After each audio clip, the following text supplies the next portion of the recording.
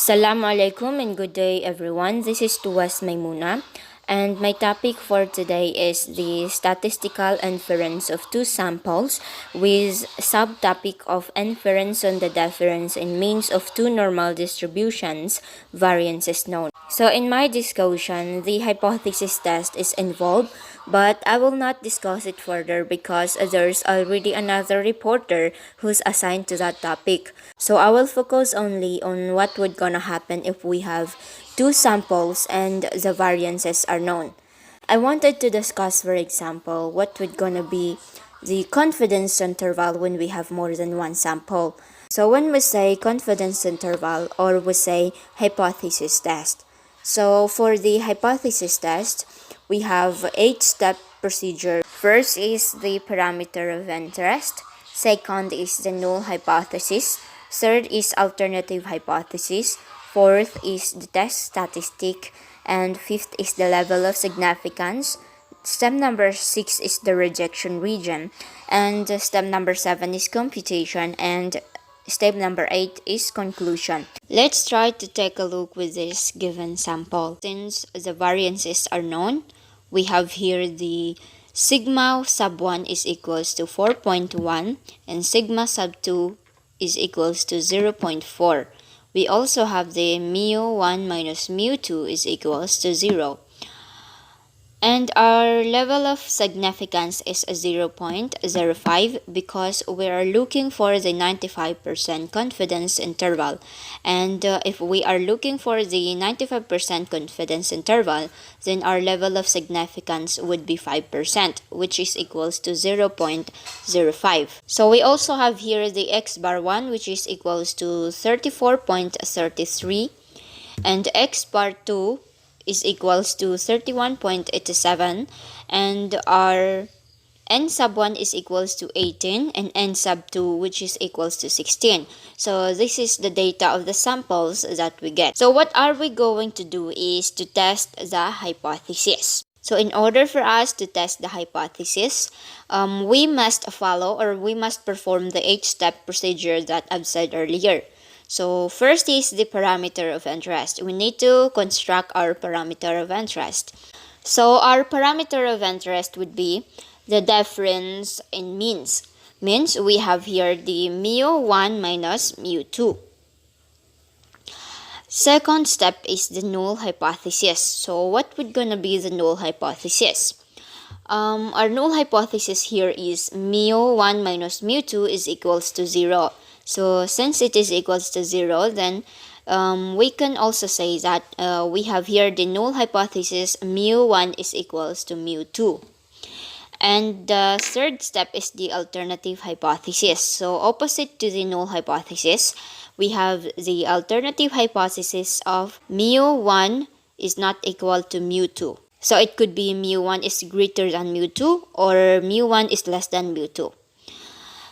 Next step is the test statistic.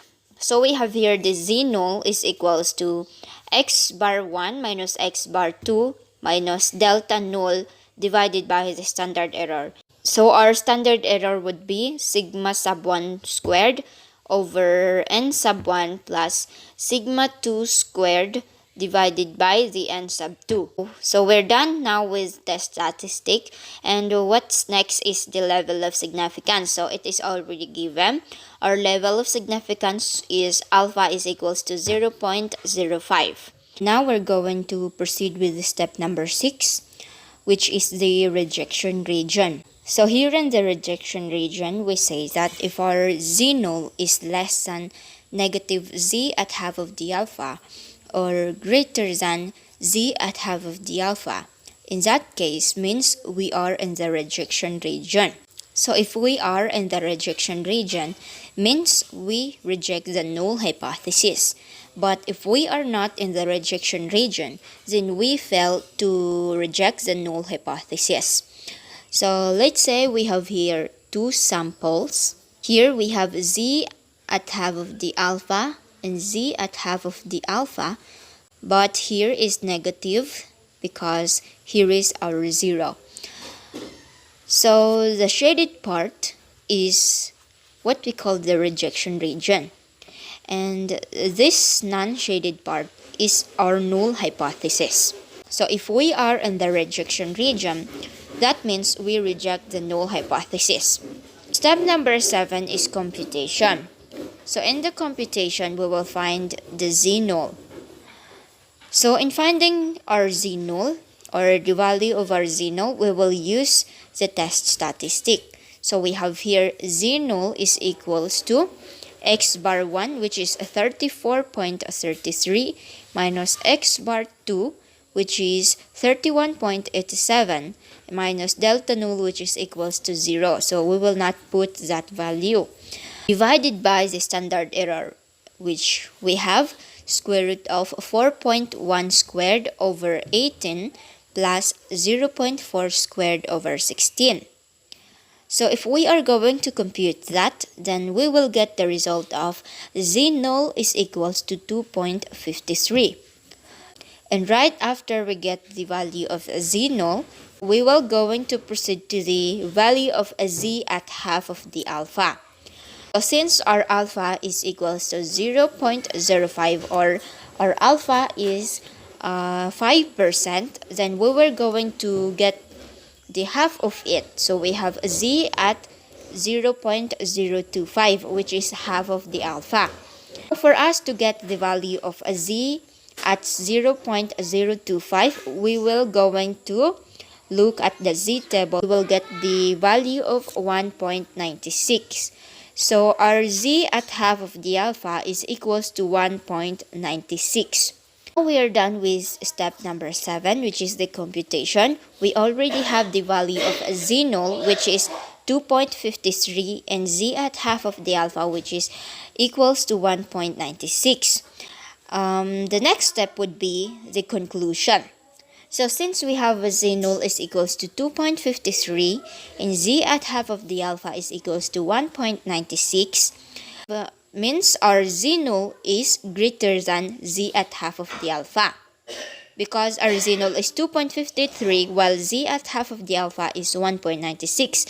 So our z-null is greater than z at half of the alpha. So if we are going to graph this, we will have negative 1.96 and positive 1.96.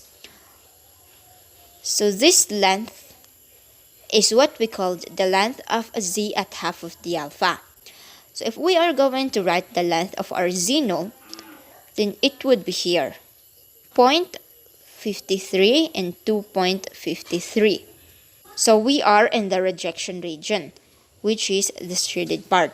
So in our conclusion, since we are in the rejection region, or our z-null is greater than z at half of the alpha, means we reject the null hypothesis. That would be our conclusion. We reject the null hypothesis.